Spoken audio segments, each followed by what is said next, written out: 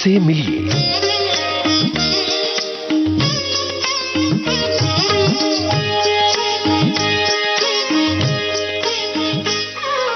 इनसे मिलिए कार्यक्रम में आइए आज सुनते हैं राष्ट्रीय शिक्षक पुरस्कार प्राप्त शिक्षक संजीव कुमार शर्मा से जयंत पात्रिकर की बातचीत। नमस्कार श्रोताओं, आज इनसे मिलिए प्रोग्राम में हमारे साथ हैं पुरस्कार प्राप्त शिक्षक श्री संजीव शर्मा जी। संजीव जी, बहुत बहुत स्वागत है आपका।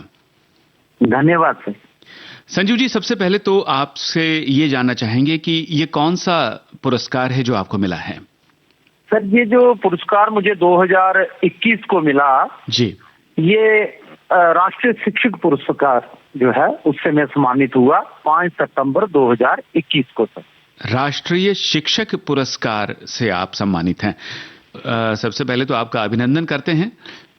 जो शिक्षक जो है एक्सीलेंट काम करते हैं, अच्छा काम करते हैं, एक्स्ट्रा ऑर्डिनरी वर्क करते हैं, हाँ, उनके लिए होता है सर ये। और ये भारत सरकार जो है इसमें 44 जो टीचर्स हैं, 44 टीचर्स, अब तो ये 50 के आसपास है सर जी, ये उनको दिया जाता है। और उनमें से सर 2021 में मैं भी एक था सर। जी। अब हमारे मुद्दे की ओर बढ़ते हैं। जैसे ही फरवरी का महीना आता है तो पूरे देश में ही सारे विद्यार्थी, खासतौर से बोर्ड की परीक्षाओं के लिए जो विद्यार्थी तैयारी कर रहे हैं, उनमें एक परीक्षाओं का ज्वर सा आ जाता है, बिल्कुल फीवर सा होता है। हाँ जी सर। तो इन विद्यार्थियों के लिए किस तरह की तैयारी होनी चाहिए परीक्षाओं की?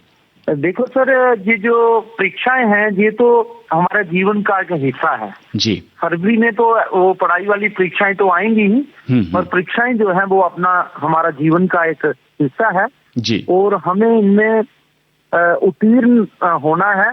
और जैसे प्रधानमंत्री जी ने अभी जो 7वां हमारा एडिशन हुआ परीक्षा पे चर्चा जी, तो उन्होंने एक खास संदेश दिया है कि जो स्ट्रेस है, स्ट्रेस को सक्सेस में ट्रांसफॉर्म करना है, हाँ, तनाव को सफलता में बदलना है।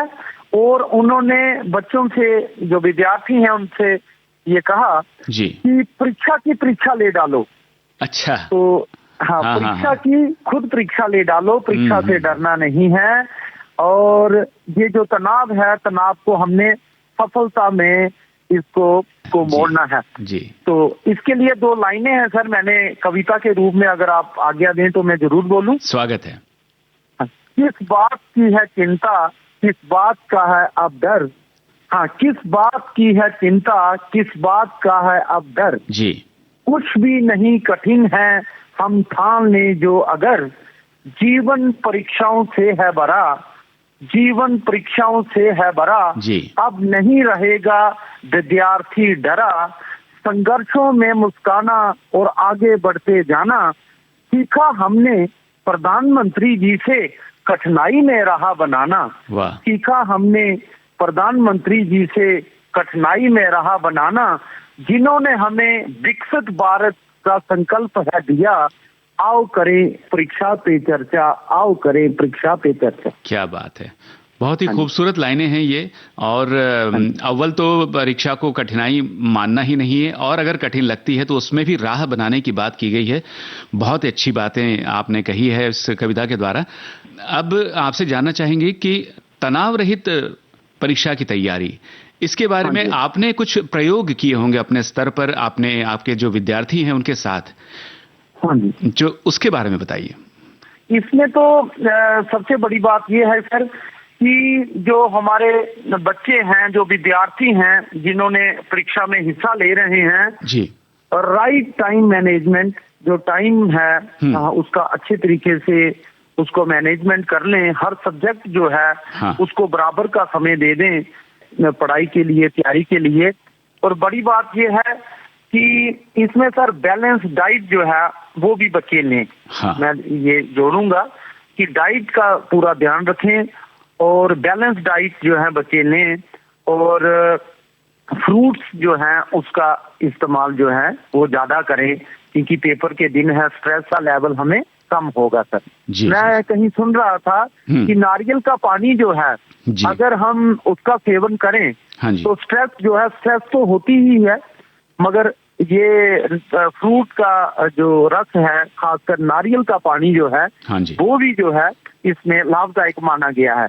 तो एक्सरसाइज जो है, लाइट एक्सरसाइज, जैसे योगा का हम बात करें, भ्रामरी और अनुलोम विलोम बच्चे सुबह उठ के 5 से 10 मिनट जरूर करें सर इसमें।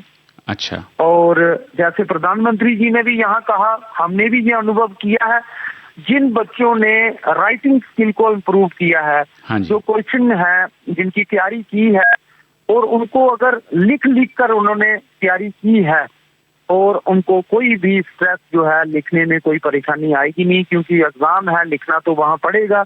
तो लिखने में जो उसका हुनर है, स्किल है, उसको यही कर सकते हैं कि एक सवाल जिसकी तैयारी कर रहे हैं तो उस पर ज्यादा फोकस करें।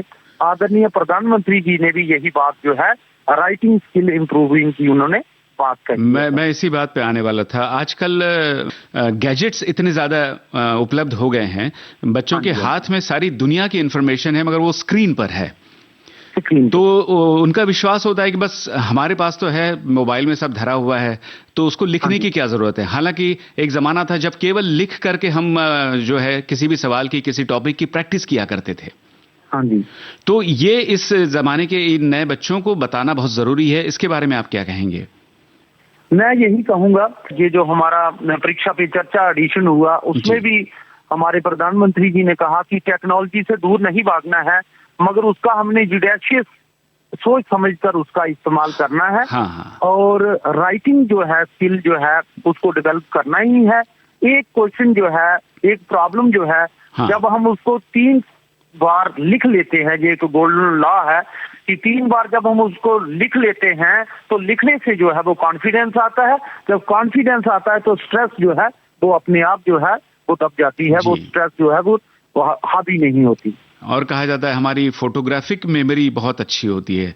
जब हम लिखकर देखते हैं तो वो जहन में जो है उस चित्र की तरह उभर कर निकलता है फिर बाद में। और खासकर बच्चे जो है पॉइंट्स में भी जरूर लिखें। जो भी लिखना है पॉइंट्स में लिखें, और पॉइंट जो है वो याद भी हो जाते हैं, और उनकी फोटोग्राफी मेमोरी जो है डायग्रामेटिकली भी वो इस्तेमाल जो है वो कर सकते हैं। जी।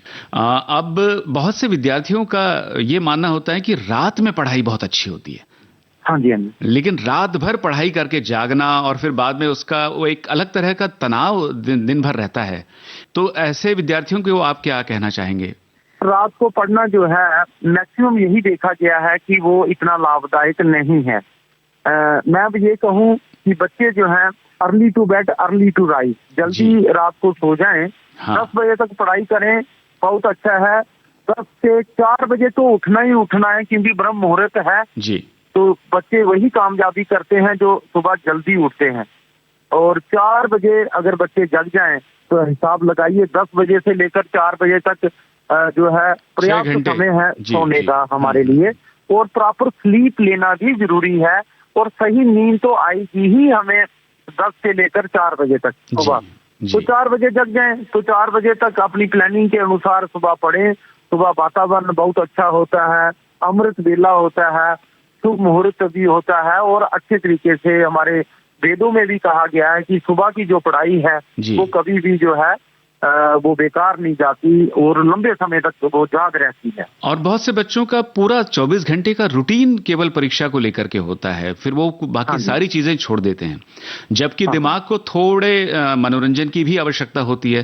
थोड़ा एक्स्ट्रा करिकुलर एक्टिविटीज की तरफ भी हमें ध्यान देना चाहिए। इसके बारे में आप कुछ कहना चाहेंगे?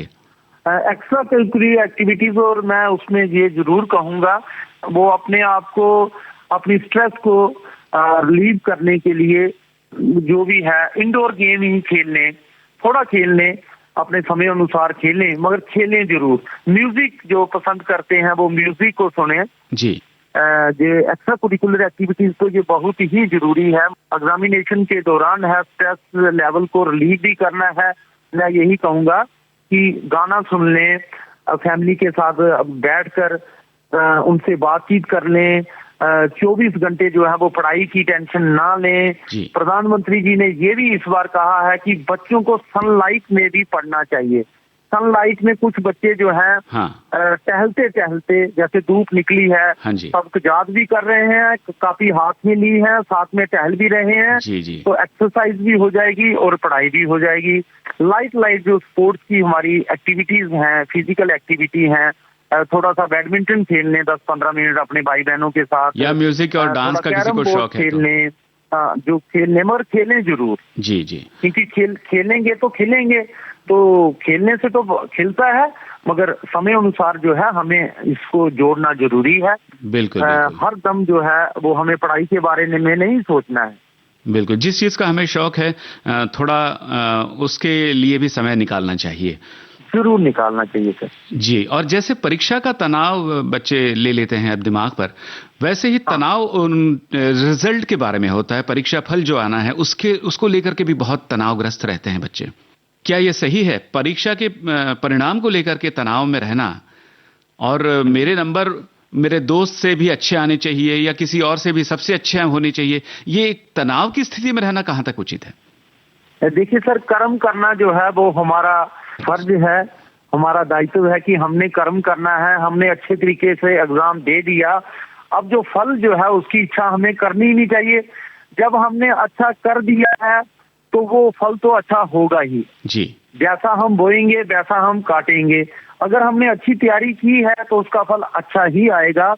खासकर रिजल्ट के लिए मैं विद्यार्थियों से ये अनुरोध करूंगा कि आपने अच्छा जो है अच्छा अपना पार्ट प्ले किया है, अच्छा आपने काम किया है, अच्छे तरीके से आपने जो है जो भी प्रॉब्लम्स है जो उनका पर्चा है उसको लिखा है, मगर उनको इतनी चिंता नहीं करनी चाहिए रिजल्ट की, क्योंकि ये जो स्ट्रेस होती है ये बहुत ज्यादा है और हमने देखा कि इसके नतीजे जो हैं वो अच्छे नहीं आते हैं। और बच्चों को मैं यही कहूंगा, खासकर विद्यार्थी जो हमारे सुन रहे हैं, कि जब हमने पेपर दे दिए और फिर बिल्कुल रिलैक्स हो जाएं, अपनी जो भी एक्टिविटीज कर रहे हैं उसमें मनोरंजन में रहें, रिजल्ट हमारा अच्छा ही आएगा और रिजल्ट की टेंशन नहीं लेनी है, क्योंकि ये परीक्षा जो है ये तो हमारा एक हिस्सा है जीवन में, तो और बहुत बड़ी परीक्षाएं हैं हमारे पास। तो ये इस छोटी परीक्षा इसे समझना चाहिए, इससे और बड़े मौके जो हैं वो हमें आगे दिखेंगे। हमने तो ये भी देखा सर कि ऐसे हमारे होनहार लोग हुए हैं जिनके बोर्ड एग्जाम में नंबर जो हैं वो बहुत ही मार्क्स कम थे, मगर उन्होंने बहुत बड़े एग्जाम आगे आने वाली जिंदगी में पास कर दिए, जैसे आईपीएस हो गए। तो ट्वेल्थ में एक विद्यार्थी फेल हो गए थे किसी कारणवश, उनके गांव में पढ़ाई का माहौल नहीं था, उन्होंने मेहनत की और बाद में उन्होंने यूपीएससी जो क्लियर करके आईपीएस बने। तो ये एक प्रेरणा लेनी चाहिए और ये छोटी परीक्षाएं हैं हमारी, अच्छा इसमें प्ले करो, बाकी आगे की परीक्षाएं जो हैं वो भी देखेंगे। बहुत अच्छी बातचीत हुई है परीक्षाओं को लेकर के, विद्यार्थियों की मानसिकता को लेकर के। इसके साथ अगर आप मुझे मौका दें तो एक लास्ट में मैंने 2 बच्चों की हौसला अफजाई के लिए 2 शब्द और लिखे हैं, अगर आप जोड़ दें इसमें। जी स्वागत है, बोलिए। यही जज्बा रहा तो मुश्किलों का हल निकलेगा। यही जज्बा रहा तो मुश्किलों का हल निकलेगा। जमीन बंजर हुई तो क्या वहीं से जल निकलेगा। कोशिश जारी रख कुछ कर गुजरने की, इन्हीं रातों के दामन से सुनहरा कल निकलेगा। क्या बात है। तो इसी नोट पर, इसी अच्छी बात को लेकर के हम आज की ये बातचीत हमारी जो है उसे विराम देते हैं। आपका संजीव शर्मा जी, विविध भारती की ओर से बहुत बहुत धन्यवाद। आपका भी धन्यवाद सर। इनसे मिलिए। इस कार्यक्रम में अभी आप सुन रहे थे राष्ट्रीय शिक्षक पुरस्कार प्राप्त शिक्षक संजीव कुमार शर्मा से जयंत पात्रिकर की ये बातचीत। रिकॉर्डिंग इंजीनियर भावना सिंदल।